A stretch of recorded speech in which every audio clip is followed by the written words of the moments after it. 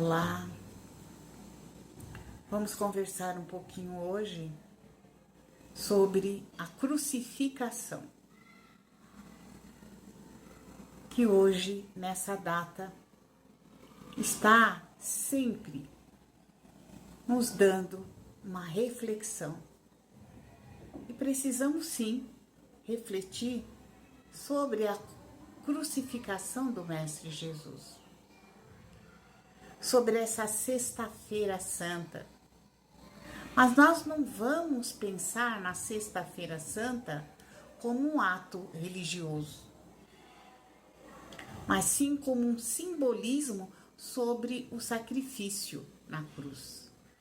Ninguém sabe realmente a data em que Jesus foi crucificado. Presume-se que foi na Páscoa judaica. Mas o que nos interessa entender é o simbolismo do fato.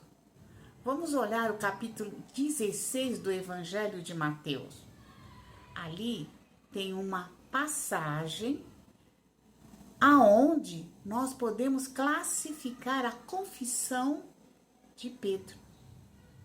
Jesus e seus discípulos, eles voltavam da Fenícia e chegando na região de Cesareia e Filipe. O mestre parou com seus discípulos e fez duas perguntas a eles. Perguntas que são cruciais.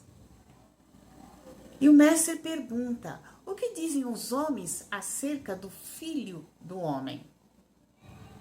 E os discípulos responderam: Mestre, uns dizem que tu és Elias, outros dizem que tu és João Batista, e outros dizem que tu és Elias. Então, e outros, alguns profetas, falam que o Senhor é um ressuscitado, que é um profeta ressuscitado. Jesus fez a segunda pergunta aos discípulos: E tu, quem dizes que sou? Pedro toma a palavra e disse: Tu és o Cristo, Filho de Deus vivo. Após essa resposta, Jesus disse a Pedro: Bem-aventurado és tu, filho de Jonas, que não foi a carne e o sangue que te revelou as coisas, mas o meu Pai que está no céu. Então Jesus estava falando a Pedro que essa revelação não vinha dele. Foi uma intuição que ele teve do Pai, não é? Pedro poderia ter dado outra resposta a Jesus, que mudaria tudo na história, que mudaria tudo em nossa vida. Ele poderia ter dito: tu és filho de José, de Maria, nascido em Belém, nascido em Nazaré. Mas não foi isso que Pedro disse. Naquele momento, Pedro havia sido inspirado por uma dimensão muito, muito maior. Porque Jesus sabia que as pessoas, na sua maioria, não sabiam quem era ele. Essa passagem ela foi fundamental para que a gente entenda o sacrifício do Mestre Jesus. A sequência dessa passagem comenta o evangelista: o Mestre, ao conversar com seus discípulos, como ele vinha de Jerusalém, ele coloca que padecer dos anciões, ser morto e ressuscitar ao terceiro dia, no qual vamos comemorar a Páscoa. Então veja que nós temos que entender aí que a história foi mudada depois da resposta de Pedro. Se o discípulo não tivesse dito que todos estão pensando que tu és Messias, o Filho de Deus vivo, ali estaria terminada a missão do Mestre. Foi a partir desse momento que Jesus entendeu que era necessário seguir o caminho da cruz.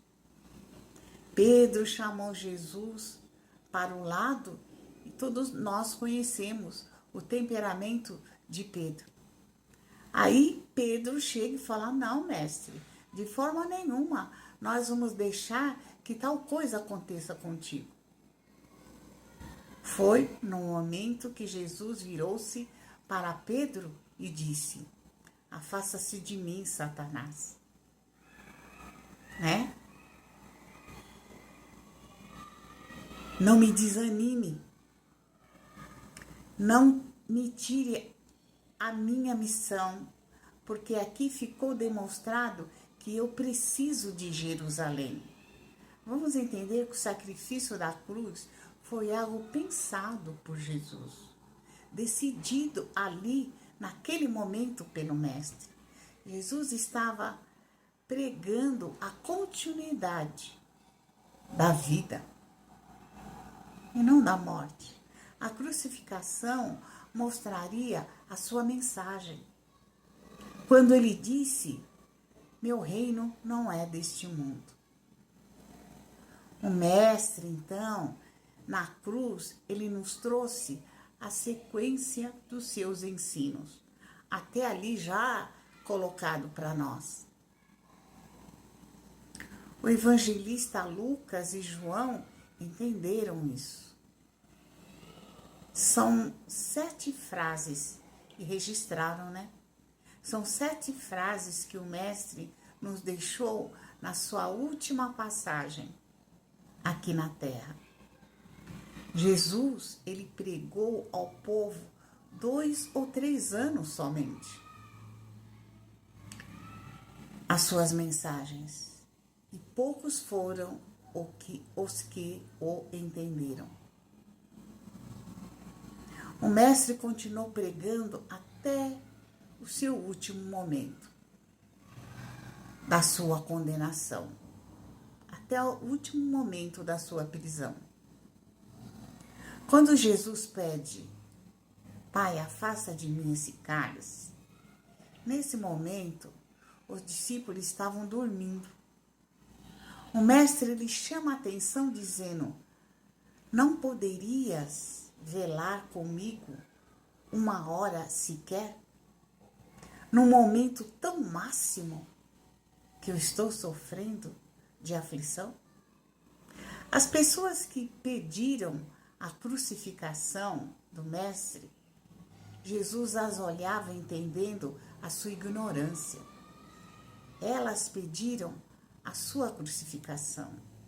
Foram pessoas até que, e muitas vezes, ele auxiliou, curou. Não é? O Mestre olha essas pessoas que o aplaudiam anteriormente em Jerusalém e agora pediam a sua crucificação. Foi nesse momento que o Mestre disse a sua primeira frase: Pai, perdoa porque eles não sabem o que fazem. Se fosse nós que estivéssemos ali, nós agiríamos dessa forma? Claro que não. Nós estaríamos pedindo ao Pai que nos tirasse da dor, que nos tirasse daquele sacrifício, não é? Se ele soubesse o que estavam fazendo, aqueles que o sacrificaram, claro que não fariam. A segunda pergunta, a segunda frase do Mestre foi para os 2 homens que também ali se encontravam para a crucificação, chamado de ladrões. Um dos 2 chamava-se Dimas. Reconhecendo a importância do Mestre, ele disse: Senhor, lembra-te de mim quando o Senhor estiver no paraíso. O outro ladrão ironizou o Mestre, dizendo: se tu é o Mestre, se tu é Cristo, desce daí e salva-te e nos salva também. Foi quando Dimas, o primeiro, respondeu: nós estamos aqui porque merecemos. Ele não, ele é justo. E Dimas continua dizendo ao Mestre: Jesus, lembra-te de mim quando estiveres no paraíso. Então o Mestre disse a terceira frase: em verdade te digo, estarás comigo no paraíso. Mostrando a ele e às outras pessoas que é possível estar no paraíso quando nós tomamos consciência dos nossos erros e procuramos reparar esses erros. Dimas teve essa consciência, só que não teve tempo de reparar o seu erro. Sabemos que o arrependimento é fundamental para que a reparação aconteça. Assim somos todos nós. Quando tomamos consciência, nos arrependemos e assim estaremos nos preparando para estarmos um dia no paraíso. O arrependimento é a porta do paraíso para a nossa evolução. Depois, teremos a reparação e, em continuidade, teremos que expiar as nossas faltas. Jesus profere a terceira frase, olhando para sua mãe, dizendo a ela que ela não ia ficar sozinha, mesmo ele não estando mais com ela, pois Maria já havia perdido o marido, já havia desencarnado. Naquela época, na tradição, ela seria uma mulher sozinha. O Mestre entendia que era preciso que ela tivesse alguém para representá-la, cuidar dela. Para a estrutura judaica, isso era muito importante que fosse realizado. Veja, Jesus na cruz, ainda cuidando da mãe. Foi quando o Mestre chamou João e disse a Maria: mulher, eis aqui o teu filho. Filho, eis aqui a sua mãe. O Mestre conferia aos cuidados da sua mãe, João, que cuidasse da mãe. Jesus, mesmo nos momentos da dor, não esquece do amor materno e promete ainda na cruz que irá continuar cuidando dela.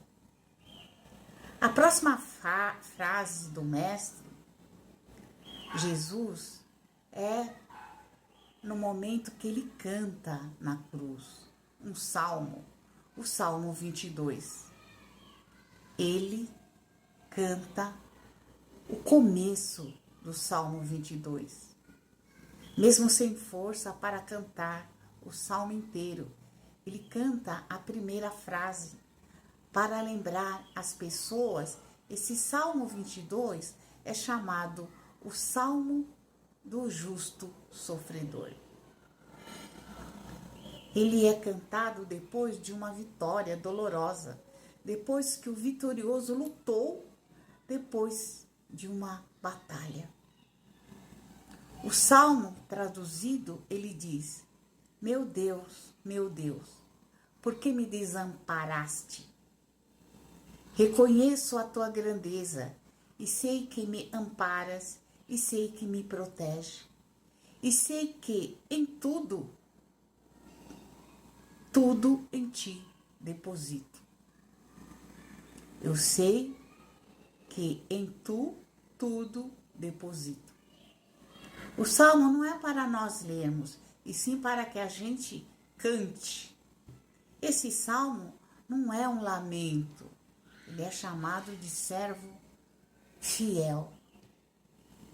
Porque aquele que canta esse salmo é fiel ao Criador, é fiel a algo até o fim. Aqui que seguia com seus compromissos. O mestre seguiu com seus compromissos até o fim. Esse salmo é chamado também de salmo poético dos justos. Nesse momento, Jesus não estava reclamando de abandono.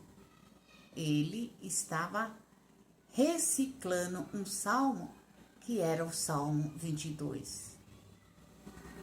A quinta frase de Jesus está nos chamando a atenção para a bondade.